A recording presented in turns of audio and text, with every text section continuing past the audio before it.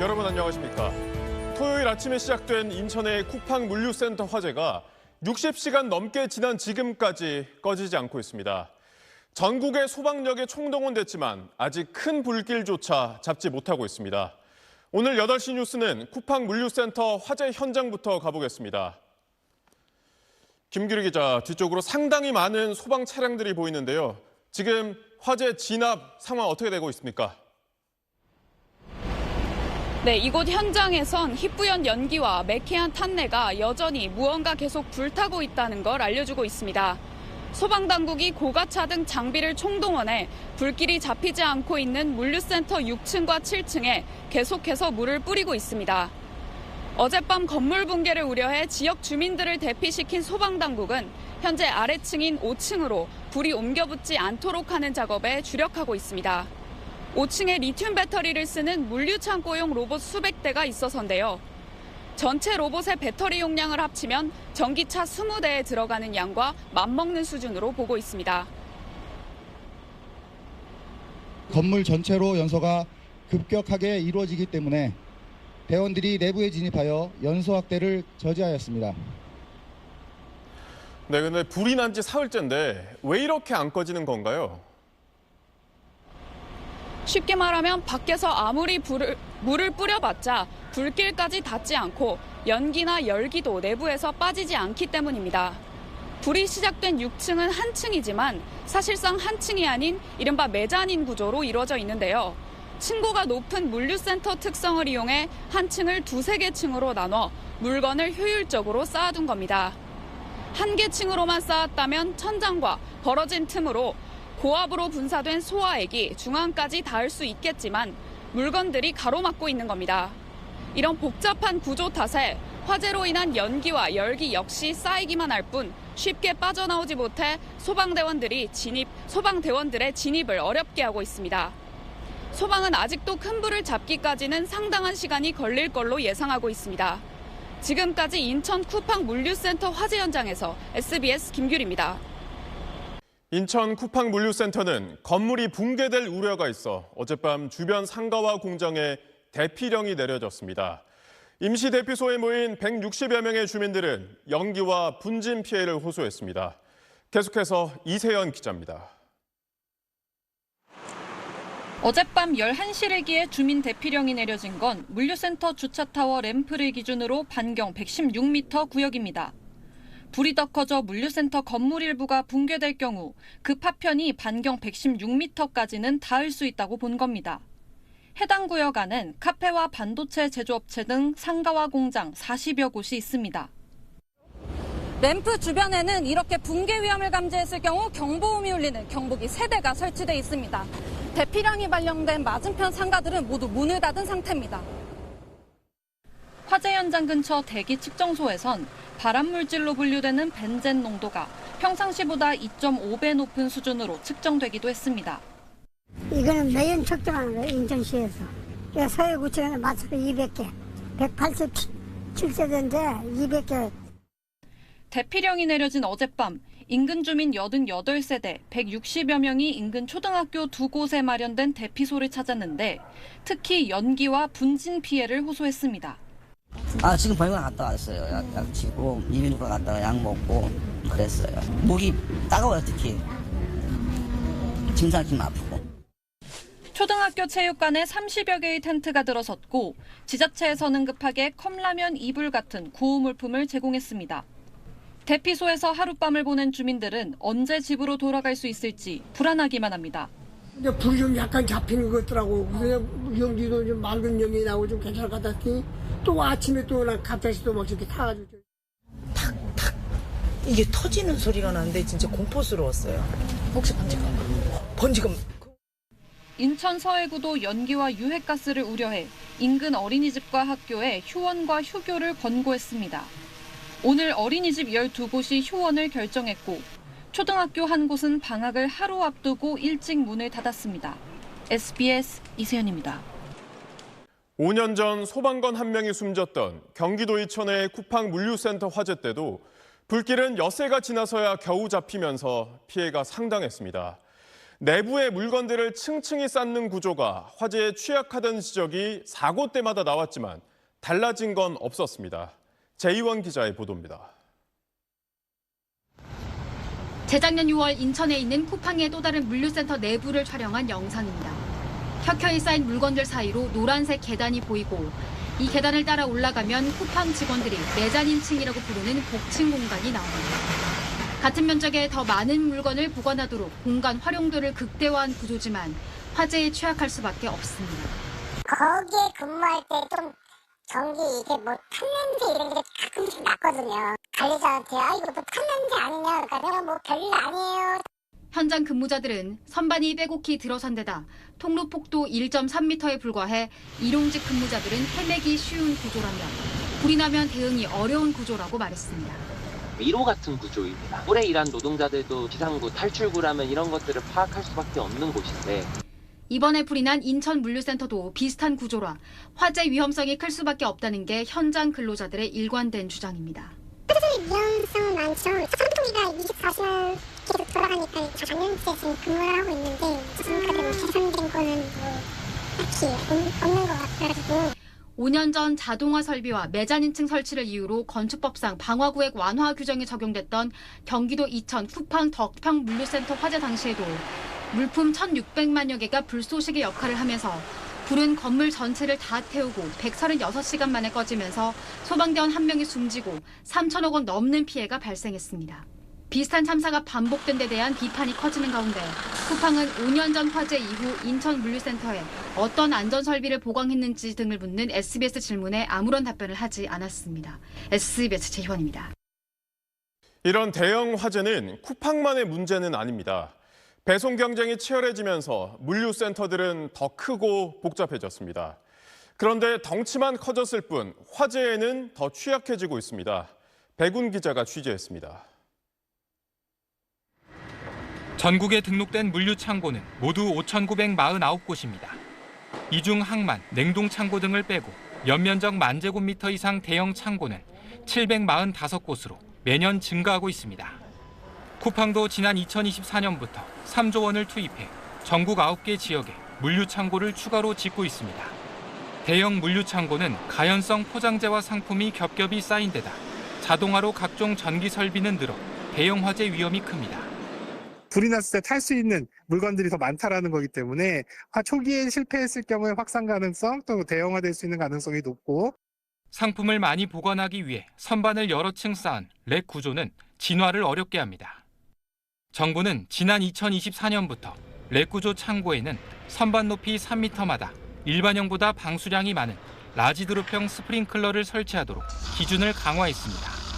하지만 전국 물류 창고 10곳 중 7곳이 기준 강화 시점인 2024년 이전 등록됐고 이번에 불이 난 인천 물류센터 역시 2020년 건축 허가를 받아 적용 대상에서 빠져 있었습니다. 2028년부터는 계약 전력 100kW 이상의 신축 개보수 물류 창고엔 아크 차단기 설치가 의무화됩니다. 불꽃을 감지하면 전원을 꺼 화재를 막는 방식인데 이것도 기존 물류 창고엔 적용되지 않습니다. 전문가들은 비용이나 시공 난이도 등을 고려해 바뀐 기준을 소급하는 방안도 검토해야 한다고 말합니다. 누전 차단기를 떼어내고 아크 차단기로 교체만 하면 되기 때문에 시공상 그리 어려운 작업은 아닙니다. 소급 적용해서 모든 물류창고에 적용할 수 있도록. 국토교통부는 오늘 물류시설 화재안전 제도 개선 TF를 구성하고 설계부터 운영 관리까지 개선 방안 마련에 착수했습니다. SBS 백운입니다. 집중호우가 지나간 어제 북한산에서 산사태가 발생했습니다. 등산객 출입이 금지된 상태여서 다행히 인명피해는 없었습니다. 이런 산사태나 낙석 사고는 비가 그친 뒤 더 위험하다고 합니다. 장선희 기자가 현장을 다녀왔습니다. 산봉우리에서 시작해 흙과 바위가 쓸려 내려간 자국이 길게 드러났습니다. 어제 오전 11시쯤 북한산 노적봉과 약수암 사이에서 산사태가 발생한 건데 폭 10m, 총 4,000제곱미터 면적의 산비탈을 핥히고 지나갔습니다. 노적봉에서 시작된 토사는 400m를 쓸려 내려와 탐방로에서 불과 30m 거리인 이곳까지 밀려왔습니다. 산사태 당시 탐방로는 출입금지 상태여서 인명피해는 없었습니다. 산사태 전날 북한산은 호우경보가 발효돼 이틀간 146mm, 시간당 최대 57mm의 폭우가 쏟아졌습니다. 어제 오후 3시 반쯤엔 충남 계룡산 남매탑 인근에서 3톤짜리 바위가 탐방객들이 자주 다니는 쉼터로 굴러 떨어졌습니다. 그 시간에 탐방객들이 쉬고 계셨다면 자칫 큰 인명피해로 이어질 수 있었습니다. 국립공원에서 발생한 낙석은 올해 들어 벌써 10건, 7개월 만에 지난해 발생 건수를 이미 넘어섰습니다.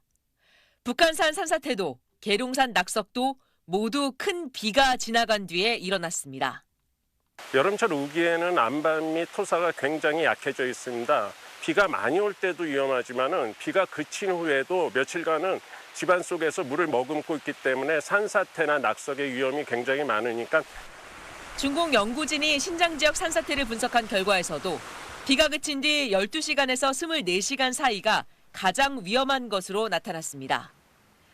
전국 곳곳에 비가 예보된 이번 주엔 비가 잠시 그쳤더라도 산행에 각별한 주의가 필요합니다. SBS 장선입니다. 지난해 대형 산불로 삶의 터전을 잃었던 경북 안동과 의성 주민들이 이번에는 기록적인 폭우로 큰 피해를 입었습니다. 아직 제대로 복구도 못했는데 또다시 장맛비가 예보돼 있습니다. TBC 정성욱 기자입니다. 지난 이틀간 물폭탄을 맞은 안동시 일직면 귀미마을입니다. 곳곳에 수마가 핥히고 간 흔적이 눈에 띕니다. 산불 이재민들이 머물던 임시 조립주택은 안전을 이유로 모두 철거돼 빈터만 남았습니다. 임시주택 인근 집에서는 흙탕물로 뒤범벅이 된 가재 도구들을 치우고 걸레질도 해보지만 엄두가 나지 않습니다. 불편한 거 면목으로 나왔다. 앉을 정신이 없어가지고 내가 앉을 정신이 없어요. 죽는 사람하고 똑같은 게 말로 다 하나. 인근 의성군 단천면 구계리안 도로는 여전히 통제되고 있어 마을 안쪽으로는 적분조차 힘듭니다. 현재까지 4개 시군의 84명이 집으로 돌아가지 못하고 마을회관과 체육관 등 대피시설에 머물러 있습니다. 또 도로와 다리를 포함해 공공시설 24곳에서 16억여 원의 피해가 발생했고 고추와 수박, 콩 등 농작물 피해 면적은 4개 시군의 41.6헥타르에 이릅니다. 행정당국은 추가 피해를 막기 위해 총력을 쏟고 있지만 단시간에 집중적으로 내렸다가 그치기를 반복하는 이번 장맛비 대응에 어려움을 겪고 있습니다. 전 계곡의 준설 작업이라든지 그런 작업을 지금 진행하고 있고요. 그 임시주택의 거주자들에 대해서는 일단은 임시 경로당에 대피를 하고 계신데 심수가 되었기 때문에 다른 그 인근에 있는 임시 대피소를 생활 공간으로 활용할 계획입니다. 문제는 피해 복구가 제대로 이뤄지기 전에 22일까지 비가 이어질 것으로 예보돼 있어 더 걱정입니다. 지난해 초대형 산불의 아픔을 딛고 이제 겨우 일어서려는 이재민들의 삶이 1년 만에 폭우 앞에서 또 한 번 무너지지 않을까 우려되고 있습니다. TBC 정소욱입니다. 지난 주말 많은 비를 뿌린 장마전선이 지금은 중부지방에 자리 잡았습니다. 이 장마전선이 한반도를 오르내리면서 이번 주 내내 전국에 장맛비가 이어지겠습니다. 내일까지 경기 북부와 강원 북부엔 최대 150mm의 호우가 예보됐습니다. 정구희 기자의 보도입니다. 지난 주말 쏟아진 호우에 집안까지 물이 들어찼던 경기 고양시의 한 마을입니다.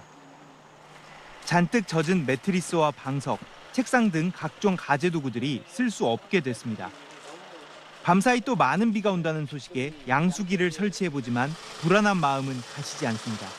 이 상태로 끝났으면 좋겠는데 이번 주 계속 비가 잡혀 있다 그러니까 그게 이제 걱정이라고. 대구에선 폭우로 낙엽과 토사가 밀려 내려오면서 범어공원 인근 배수로가 흔적도 없이 사라졌고 산등성이를 타고 빗물이 원룸촌을 덮치기도 했습니다.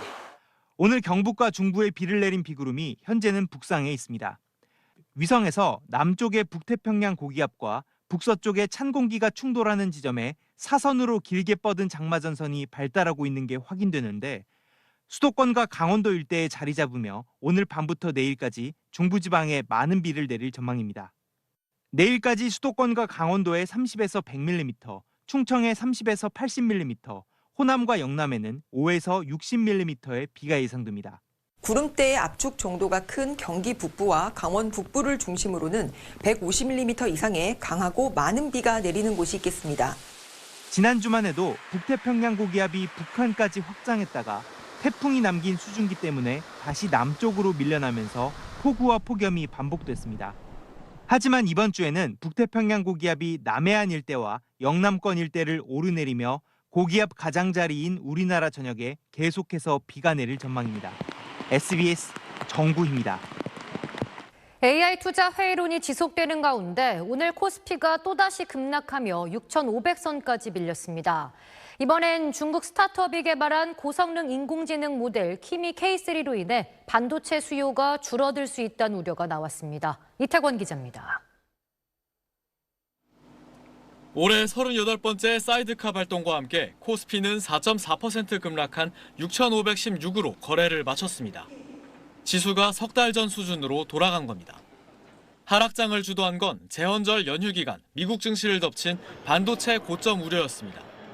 타이완의 반도체 위탁 생산 기업 TSMC가 2분기 호실적과 함께 설비 투자 규모를 늘리겠다고 발표했는데 시장에선 이걸 공급 확대로 해석했습니다. 투자를 확대하겠다는 게 공급이 늘어나면 가격은 떨어지고 실적은 꺾인다. 그런 흐름들이 좀 돌아가는 거 아닌가. 중국 스타트업 문샷이 무료로 공개한 AI 모델 키미 K3도 시장에 충격을 줬습니다. 상대적으로 싼 비용으로 미국의 오픈 AI와 엔트로픽의 최상위 모델에 근접한 성능을 낸다는 평가가 나온 겁니다. 지난해 중국의 AI 기업 딥시크, 올해 구글의 터보콘트가 등장했을 때처럼 반도체 수요가 감소할 거란 우려가 시장을 덮쳤습니다. 프론티어 모델까지도 중국이 잘하네 이렇게 돼버리니까 지금처럼 빅테크들이 만들어내는 대량의 캐시플로우 같은 것들을 못 만들 거 아닐까 이런 좀 우려가 커지는 것 같습니다. 다만 오히려 투자 수요가 늘 거란 분석도 있습니다. 고성능 모델은 결국에는 미국산 프리미엄 라인의 AI GPU 서버를 수요로 하게 될 거다. 오늘도 코스피가 큰 폭의 변동성을 보인 가운데 변동성 확대 요인으로 꼽혀온 단일 종목 레버리지 ETF 거래는 지난 16일 당국의 보완책 발표에도 오히려 1,590억 원 늘며 12조 원대를 유지했습니다. 시장은 이번 주 목요일 구글의 알파벳을 시작으로 이어질 주요 빅테크들 실적 발표에서 설비 투자 규모가 얼마나 될지를 가장 주목하고 있습니다. SBS 이태권입니다. 이렇게 시장에선 반도체 고점론이 사그라지지 않고 있지만 반도체 기업들은 오히려 공격적인 투자 확대를 외치고 있습니다. TSMC는 미국 투자를 늘린 데 이어 타이완에도 대규모 공장 증설을 준비 중인 것으로 전해졌습니다. 정성진 기자가 보도합니다. TSMC가 미국 애리조나 공장에 150조 원 규모의 추가 투자를 공식화하며 그 이유로 AI 반도체 수요를 꼽았습니다. So we continue to see customers' strong demand, multi-year structured demand. TSMC는 어떤 기회나 성과도 놓치지 않을 것이라면서 반도체 투자 확대가 곧 기회란 점을 분명히 했습니다. 미국과 별개로 타이완에도 향후 5년간 최대 25개의 공장을 추가로 지을 계획이란 현지 보도까지 나왔습니다. 최태원 SK그룹 회장도 반도체의 강한 수요를 거듭 강조했습니다. 내년 AI 분야에서만 최소 2배, 전체 반도체 시장으로 봐도 50에서 60% 이상 수요가 늘 것으로 예상되지만 공급량은 거의 늘지 않는다며 결국 빨리 짓는 게 한국 반도체 산업의 생명줄이라고 말했습니다. 수요가 계속 폭발을 하고 있으니까 저희는 빨리 지어야 될 지금 필요성이 있는 거고. 생산 능력 확대가 반도체 호황기를 종식시킬 수 있다는 우려엔 현재 반도체 가격이 비정상적이며 공급을 늘려 가격이 떨어져도 돈을 벌 수 있다고 말했습니다.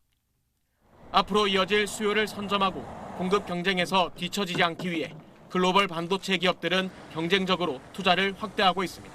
경쟁사가 이렇게 확장을 하고 있을 때 자기들이 확장을 하지 않으면은 시장의 톤이 바뀌었을 때 영향력이 약해질 수밖에 없기 때문에 경쟁적으로 투자를 할 수밖에. 새 공장들이 본격 가동되는 시점에도 현재와 같은 AI 투자 증가세가 이어질 수 있느냐가 반도체 호황의 가장 큰 변수가 될 전망입니다. SBS 전성진입니다. 이재명 대통령 부부가 경기도 분당 아파트를 29억 원에 매도했습니다. 그런데 매각 과정에서 매수인을 상대로 17억 7천만 원의 근저당권을 설정한 사실이 확인됐습니다. 청와대는 매수자의 사정을 고려했다고 설명했지만 야권에선 대출 규제를 회피한 꼼수라는 비판이 쏟아졌습니다. 강청환 기자입니다.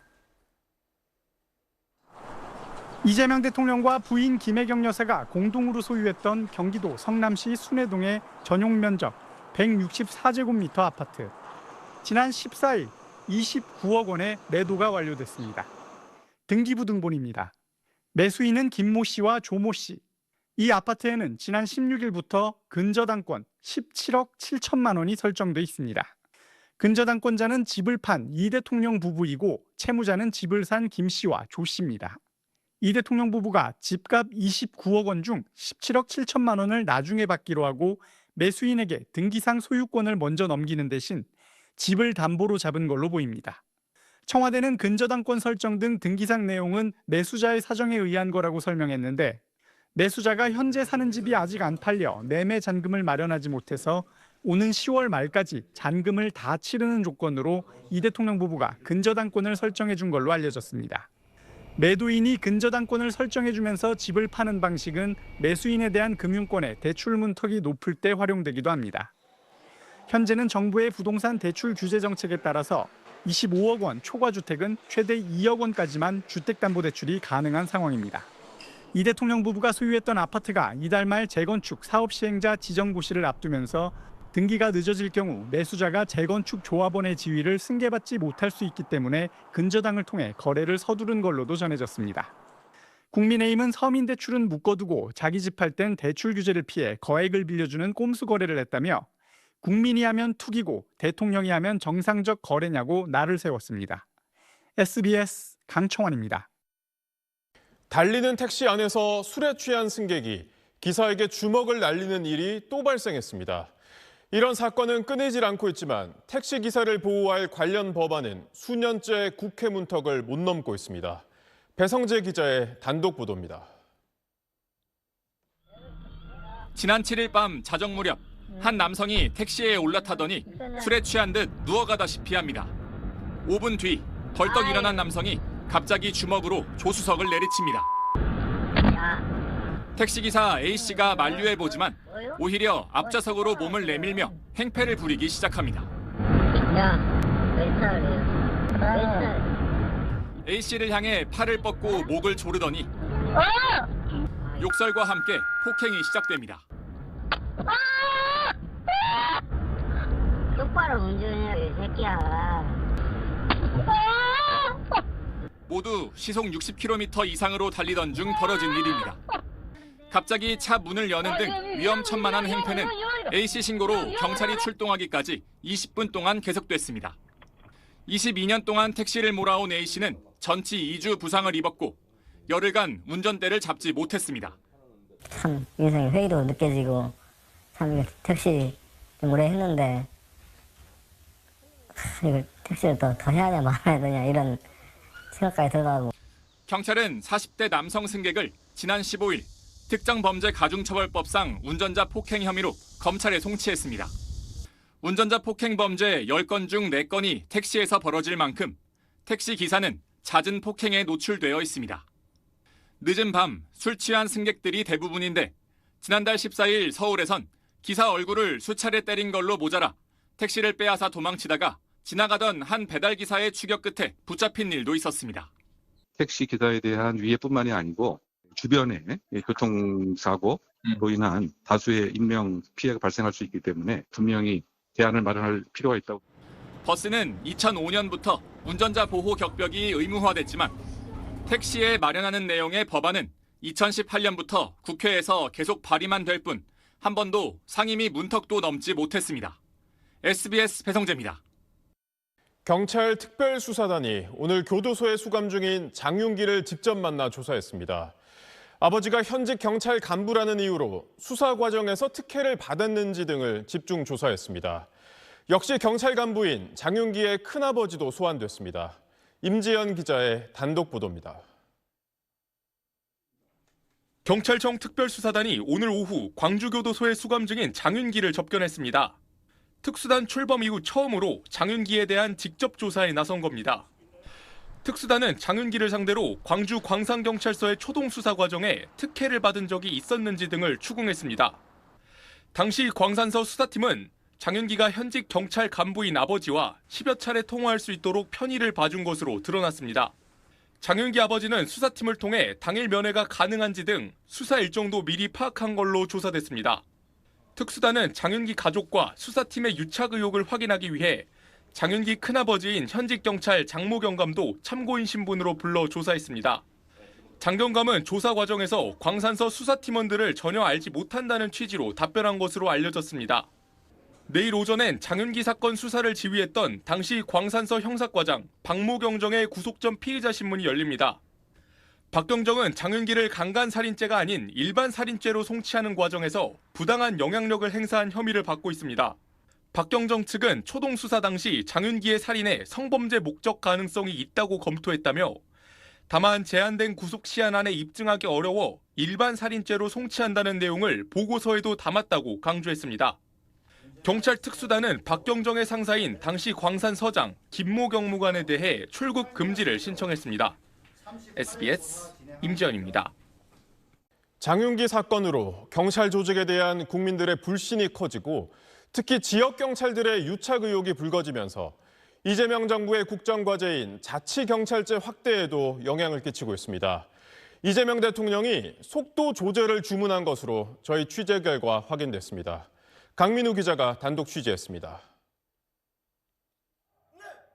이재명 정부는 자치경찰제의 단계적 확대와 전면 시행을 국정과제로 삼고 있습니다. 지난 2일 국무총리 소속 범정부 협의체도 출범했습니다. 자치경찰제를 단계적으로 확대해서 시민들과 함께하는 촘촘한 현장형 치안 협력 체계를 만들어 가야 할 것입니다. 정부는 당초 이달 말에서 다음 달 초 사이 자치경찰제 개선 방향과 시범 운영 지역을 발표하고 내년엔 시범 운영에 들어간 뒤 오는 2028년 7월엔 전면 시행하겠다는 계획을 세워두고 있었습니다. 그런데 이재명 대통령이 한성수 국무총리에게 속도 조절을 주문한 걸로 SBS 취재 결과 확인됐습니다. 장윤기 사건 등으로 경찰에 대한 국민적 신뢰가 떨어진 상황인 만큼 급하게 추진하기보단 충분한 수기 과정을 거쳐야 한다는 취지로 전해졌습니다. 자치경찰제가 경찰권의 분산이나 지방분권의 실현이라는 도입 취지에도 불구하고 자치경찰과 토착 세력의 유착을 뜻하는 향찰 문제나 중앙통제의 불능과 같은 부작용을 낳을 수 있다는 지적이 있는 만큼 여론을 수렴하면서 부작용을 막을 대책도 꼼꼼하게 세워야 한다는 뜻으로 풀이됩니다. 정부는 국민 의견은 물론 현장 경찰들의 의견을 듣는 계기를 마련할 방침인 걸로 알려졌습니다. 청와대 핵심 관계자는 관계부처의 의견을 수렴 중이고 다각도로 검토 중이라면서 아직 확정된 내용은 없다고 전했습니다. 장윤기 사건으로 커진 경찰에 대한 불신 여론이 국정과제 시간표에도 영향을 주는 셈인데 검찰의 보안수사권 폐지 여부 등 형사사법 시스템의 변화와 맞물려 자치경찰제의 방향과 속도에 시선이 쏠리고 있습니다. SBS 강민우입니다. 노태학 전 중앙선관위원장이 여러 차례 부부 동반 출장을 다녀온 사실이 저희 보도로 알려졌는데요. 투표용지 부족 사태를 수사하는 검경합동수사본부가 선관위 관계자들의 외유성 출장 의혹에 대해 강제 수사에 나섰습니다. 전현남 기자입니다. 검경합동수사본부 소속 수사관들이 파란 박스를 들고 중앙선거관리위원회에 들어갑니다. 노태학 전 중앙선관위원장의 배우자 동반 해외 출정 의혹 등 선관위의 운영 비위와 관련해 압수수색에 나선 겁니다. 압수수색 대상엔 위원장 사무실을 비롯해 예산 관련 부서 등이 포함됐고 압수수색 영장엔 노 전 위원장과 성명불상의 선관위 직원들이 업무상 횡령 혐의 피의자로 적시된 것으로 알려졌습니다. 다만 압수수색 대상에서 노 전 위원장 주거지는 제외됐습니다. 노 전 위원장은 재임 중 3차례에 걸쳐 배우자와 함께 호주, 덴마크 등 해외 출장을 갔고 1억 6천만 원이 넘는 예산이 쓰였습니다. 하지만 이를 보고서에 기재하지 않아 국민의힘은 횡령 의혹을 제기하며 노 전 위원장을 고발했습니다. 지금까지 전부 다 틀림없이 그렇게 해왔고 그런 부분에 대해서 아무런 이해 제기한 바도 없었고 특별히 큰 의문을 갖지 않았습니다. 대단히 송구스럽게 생각하고 있습니다. 선거제도를 배우겠다는 명목 등으로 지난 2022년부터 지난달까지 다녀온 출장 가운데 몰디브, 코타키나발루 등 휴양지로 간 선관위 공무원들도 횡령 의혹으로 고발됐습니다. 합수본은 이번 압수수색을 통해 확보한 사무실 컴퓨터와 관련 자료 등 압수물 분석을 마치는 대로 선관위 관계자들을 불러 노 전 위원장 부부와 직원들의 해외 출장이 이뤄진 경위 등을 확인할 방침입니다. SBS 전연남입니다. 낙태죄에 대한 헌법 불합치 결정 이후 7년이 지나도록 임신 중단 약물은 허가되지 않고 있습니다. 입법 공백을 이유로 정부가 손 놓고 있는 사이 여성들은 임신 중단을 위해 항암제로 쓰이는 주사까지 맞고 있습니다. 박하정 기자가 실태를 취재했습니다. 경기도의 한 산부인과 임신 중단 상담을 요구하자 두 가지 방법을 안내합니다. 그리고 저희는 이제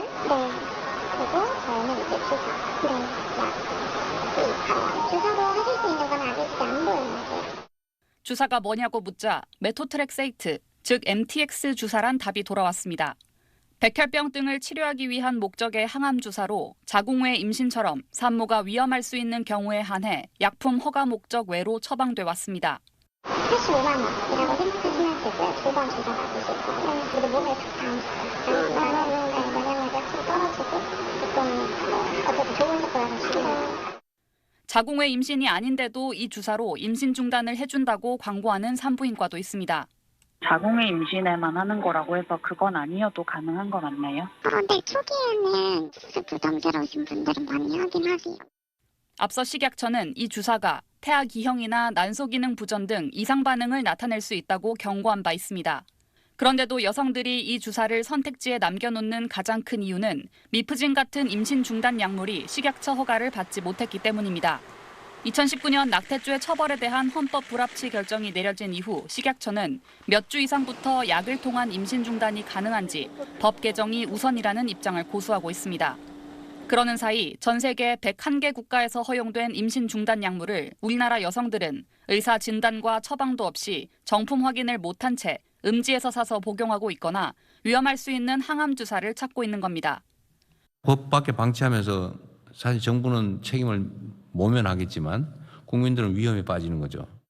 관계부처는 뒤늦게 실무 협의에 나섰는데 국정과제에도 임신 중단 약물 도입이 명시된 만큼 신속하고 책임 있는 대책이 필요해 보입니다. SBS 박하정입니다.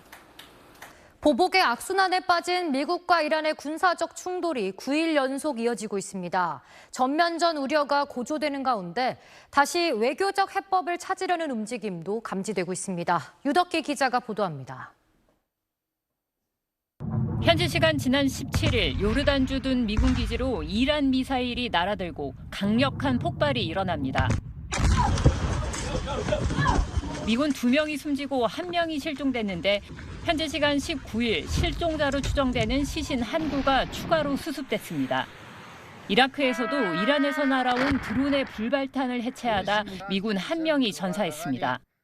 불과 이틀 사이에만 이란 공격으로 전사한 미군이 4명에 달하자 미군은 호르무즈 해협 연안 미사일 기지가 있는 북서부 타브리즈, 남서부 원전 건설 부지까지 이란 전역을 보복 타격하며 9일 연속 공습을 퍼부었습니다. We hit them very hard again tonight, and we did that in honor of the probably three as opposed to two great patriots. 이란은 미사일과 드론으로 주변 중동 국가의 미군 기지를 노려 보복에 나섰는데 아카바 공항 미군 기지를 공격해 전투기 5대를 파괴했다고 주장하는 등 친미 국가인 요르단을 며칠째 집중 타격하고 있습니다. 지난 7일 이란의 호르무즈 해협 상선 공격과 미군의 맞불 공습으로 촉발된 이번 충돌이 잦아들기는커녕 확산하면서 미국 언론들은 종전 MOU 붕괴와 전면전 가능성을 제기하고 있습니다. 출구 없는 전쟁의 수렁에 빠지는 것 아니냐는 우려 속에 루비오 미 국무장관은 협상 카드를 다시 꺼내들었습니다. What I will say is that the United States always remains open to a diplomatic solution. We've tried multiple times with Iran, and we'll continue to try it. 바가이 이란 외무부 대변인도 중재국들로부터 미국과의 긴장 완화를 위한 제안을 받았다며 외교적 접촉이 진행 중임을 공식화했습니다. SBS 유덕기입니다. 일본 최초 여성 총리인 다카이치 총리 지지율이 출범 이후 최저 수준으로 떨어졌습니다. 남성만 왕위에 오를 수 있도록 한 전 근대적인 법을 바꾸자는 여론을 외면한 게 영향을 미쳤다는 분석이 나옵니다. 도쿄 문준모 특파원입니다. 오늘 마이니치 신문 여론조사에서 다카이치 내각의 지지율은 10% 급락한 41%를 기록했습니다. 취임 이후 최저치입니다. 고공행진했던 지지율이 급락한 건 지난 17일 의회에서 가결된 황실전범 개정안 때문입니다. 황실전범은 일본의 왕위 계승과 왕실 구성 등을 정한 법인데 북의 혈통의 남성만 왕위를 이을 수 있도록 했습니다. 그런데 현 나루히토 일왕에겐 외동딸만 있어서 후계자가 조카인 19살 히사히토뿐입니다. 이 때문에 만일 히사히토에게서 아들이 태어나지 않으면 왕위가 끊길 수 있다는 위기감이 일본 내에 고조됐습니다. 해결책은 두 가지였습니다.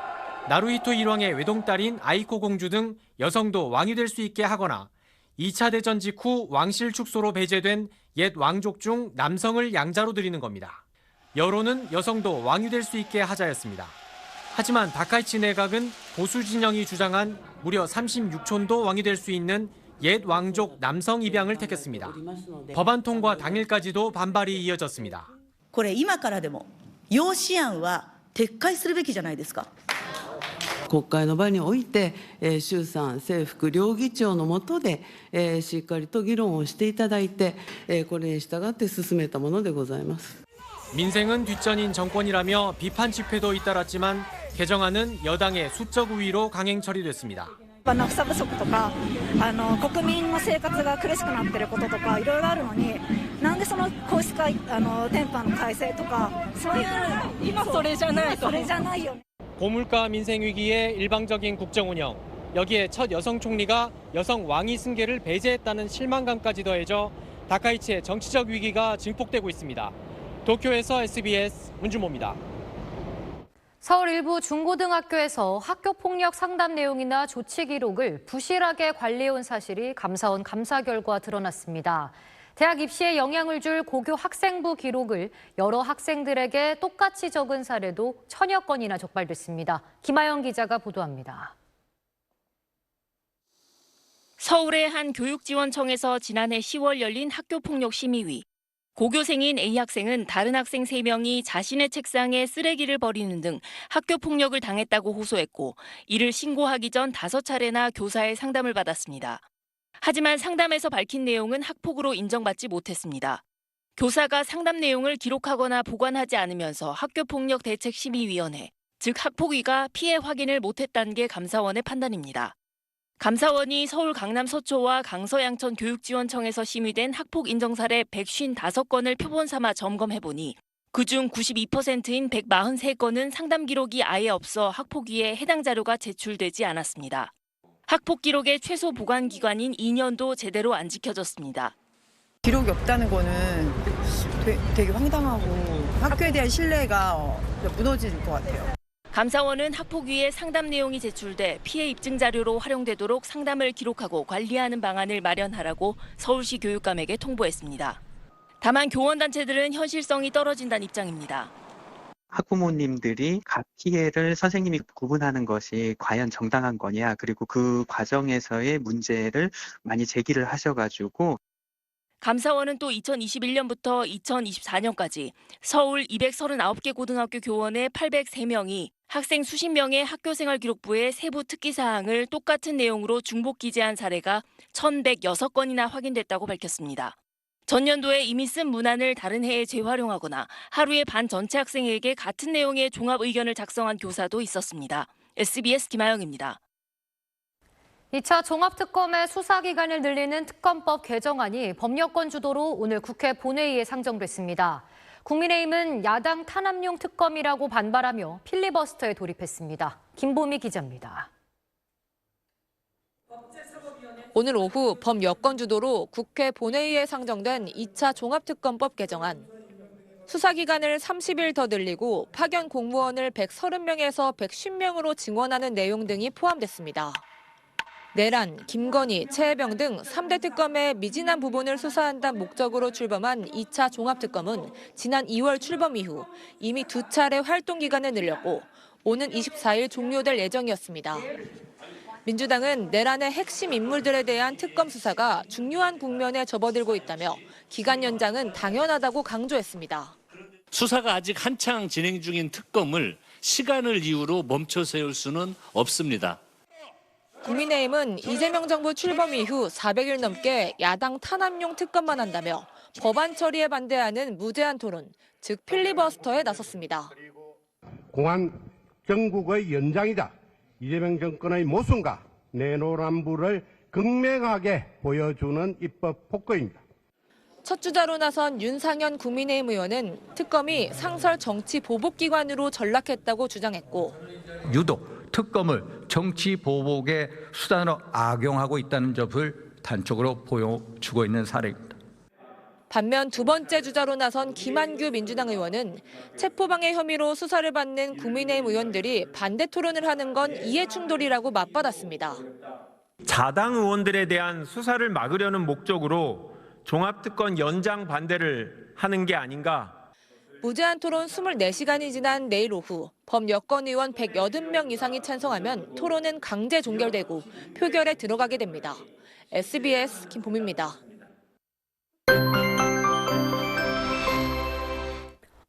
오늘 중부지방 중심으로 장맛비가 내리고 있습니다. 이번 주는 내내 우리나라 부근에 정체 전선이 자리하면서 장맛비가 내렸다 그치기를 반복하겠습니다.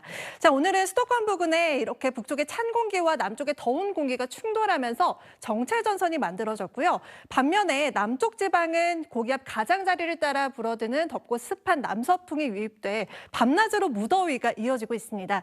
내일도 중부지방 중심으로 강한 비가 예상됩니다.